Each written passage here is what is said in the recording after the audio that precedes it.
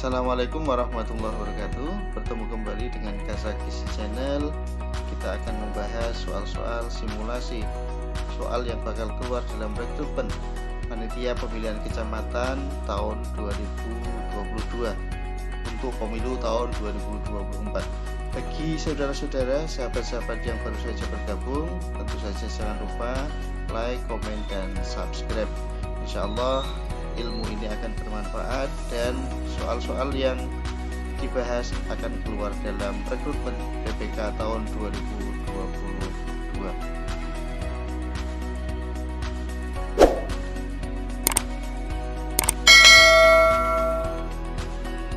Sahabat-sahabat semua, kita kembali di Kasakis Channel bagian yang ketiga terkait dengan soal-soal yang bakal keluar dalam rekrutmen panitia pemilihan kecamatan tahun 2022 dalam pemilu tahun 2024 ke depan.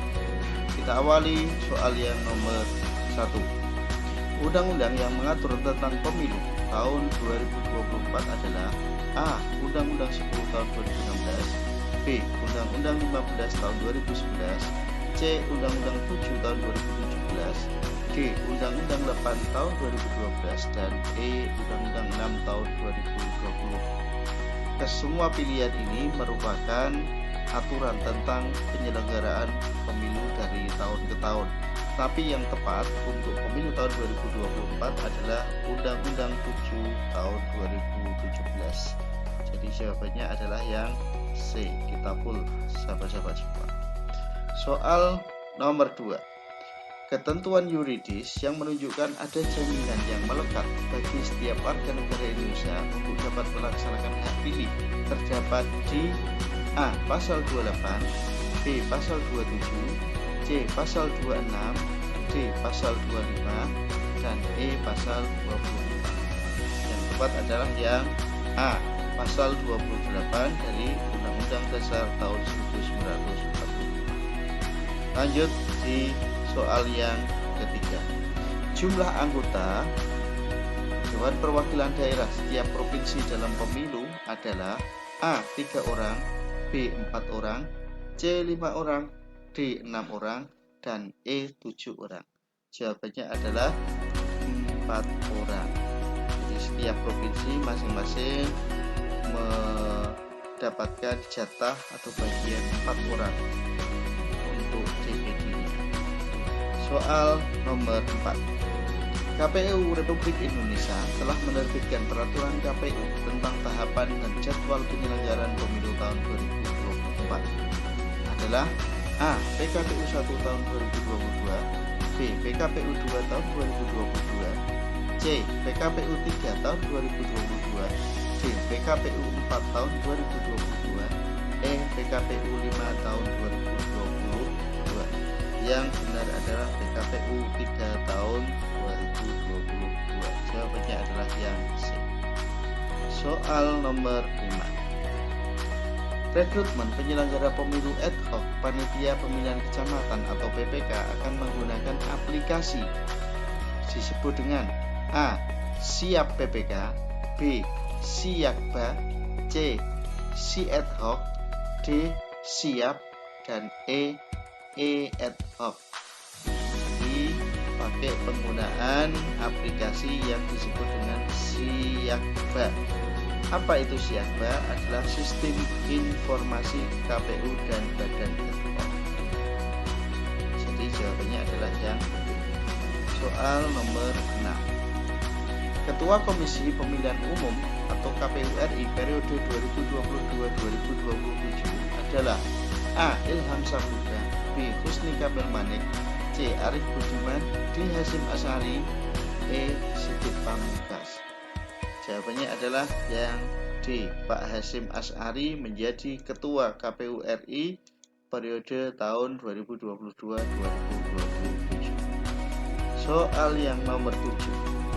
Jumlah anggota panitia pemungutan suara atau PPS di Kelurahan berjumlah A. 6 orang, B. 5 orang, C. 4 orang, D. 3 orang, dan E. 2 orang. Jadi PPS itu ada di tingkat desa atau kelurahan, jumlahnya yang benar adalah 3 orang atau D. Soal nomor 8. Berikut ini adalah Ketua Dewan Kehormatan Penyelenggara Pemilu atau DKPP RI periode 2022-2027. A. Prof. Muhammad. B. Ida Budiati. C. Abhan Misbah. D. Prof. Teguh Prasetyo. Dan E. Edi Lugito. Jadi untuk periode 2022-2027 adalah Edi Lugito sebagai Ketua DKPP Republik Indonesia. Soal nomor 9. Berikut ini syarat menjadi anggota PPK adalah kecuali. Kita bold kata kecuali untuk penanda soal ini. A. Berusia 17 tahun. B. Setia kepada Pancasila dan UUD 1945. C. Tidak berada dalam perkawinan dengan sesama penyelenggara pemilu. D. Bersikap parsial. Dan E. Pendidikan terakhir SMA sederajat. Kecuali berarti yang bukan merupakan syarat anggota PPK adalah bersikap parsial. Seharusnya syaratnya adalah imparsial. Jadi jawabannya adalah yang D. Soal nomor 10. Tugas ketua PPK adalah kecuali. Lagi-lagi kita bold Bapak Ibu sekalian, sahabat semua, untuk penanda dari jawaban yang tepat. A. Memimpin kegiatan PPK. B. Mengawasi kegiatan PPS. C. Menandatangani berita acara dan sertifikat rekapitulasi hasil penghitungan suara. D. Mengawasi Panwascam. Dan E. Mengadakan koordinasi dengan pihak terkait. Jadi ada pengecualian, yang tepat adalah yang D. Mengawasi Panwascam. Ini bukan merupakan tugas dari ketua PPK. Soal nomor 11. Panitia pemungutan suara atau PPS berwenang kecuali. Ada pengecualian kembali. A. Membentuk PTPS. B. Membentuk KPPS. C. Mengangkat pantarleh. D. Menetapkan hasil perbaikan daftar pemilih sementara. Dan E. Melaksanakan wewenang lain yang diberikan oleh KPU. Yang tepat adalah membentuk PTPS atau pengawas TPS. Ini pengecualian dari ketugasan PPS karena PTPS nanti akan diikutkan dalam ketugasan Panwaslu Kecamatan atau Bawaslu Kabupaten Kota. Selanjutnya, soal nomor 12. Dalam Undang-Undang Dasar tahun 1945 pasal 22E, pemilihan umum diselenggarakan untuk memilih antara lain kecuali A. Anggota DPR. B. Anggota DPD. C. Presiden dan Wakil Presiden. D. Gubernur dan Wakil Gubernur. Serta E, A, B, dan C benar. Di pengecualiannya adalah gubernur dan wakil gubernur. Karena apa? Ini termasuk dari pemilihan kepala daerah dan pemilu. Soal nomor 13. Dalam pemilu, pemilih memberikan pilihannya tanpa ada paksaan dari pihak manapun. Pernyataan ini sejalan dengan asas pemilu, yaitu A. Jujur. B. Rahasia. C. Bebas. D. Adil. E. Langsung. Berarti kalau tidak ada paksaan berarti bebas. Atau jawabannya yang tepat adalah yang C. Soal nomor 14. Aplikasi atau sistem informasi berikut merupakan produk KPU Republik Indonesia terkait dengan pemilu adalah kecuali A. Sidale. B. Sidakam. C. Sipol. D. Silon. E. Siwaslu. Sidaleh ini adalah sistem informasi daftar pemilih. Sidakam, sistem informasi dana kampanye. Sipol, sistem informasi partai politik. Kemudian D. Silon, sistem informasi pencalonan.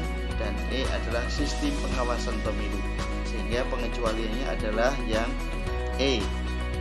Ini produknya Bawaslu, bukan produk KPU, sehingga jawabannya yang tepat adalah yang.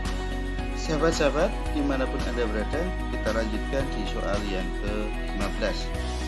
Anggota PPK diseleksi dan ditetapkan oleh A.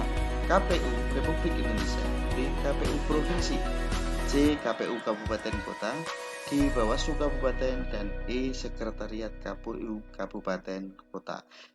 Jawaban yang tepat adalah yang C. KPU Kabupaten Kota.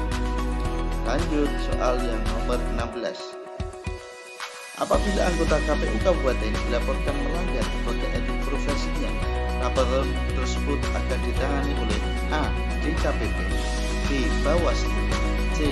PT UN, D. KPU Provinsi, dan E. PTU.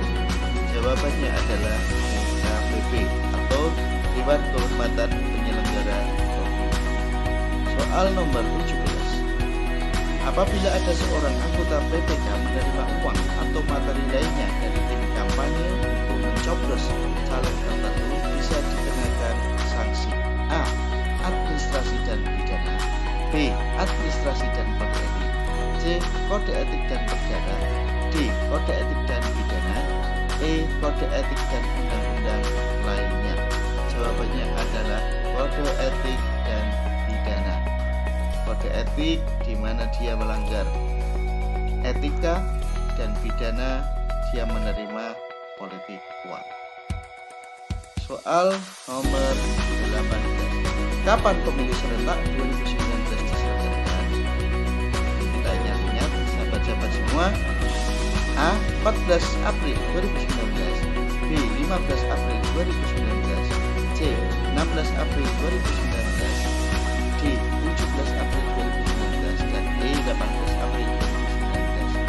Kita ingat ada di tanggal 17 April 2019. Jadi jawabannya adalah yang D. Soal nomor 19. Masa tenang pemilu 2024 berlangsung selama berapa hari? A. 1 hari, B. 2 hari, C. 3 hari, D. 4 hari, dan E. 5 hari. Jawabannya setiap masa tenang adalah 3 hari atau yang C. Kita full sahabat-sahabat semua. Soal nomor 20 atau soal terakhir di bagian 3 kali ini. Tahapan pembentukan PPK Pemilu tahun 2024 diatur dalam A. Peraturan KPU nomor 8 tahun 2022, B. Peraturan KPU nomor 3 tahun 2022, C. Peraturan KPU nomor 4 tahun 2022, D. Peraturan KPU nomor 7 tahun 2022, E. Peraturan KPU nomor 6 tahun 2022. Jadi kalau berkaitan dengan pembentukan PPK ada di Peraturan KPU nomor 8 tahun 2022. Oke sahabat semua, tuntas sudah 20 soal di bagian ketiga bersama Kasakisi Channel. Insya Allah segera kita sampaikan kembali soal di bagian 3 rekrutmen panitia pemilihan kecamatan pemilu tahun 2024. Semoga simulasi ini dan Kasakisi Channel memberikan manfaat untuk sahabat-sahabat semua.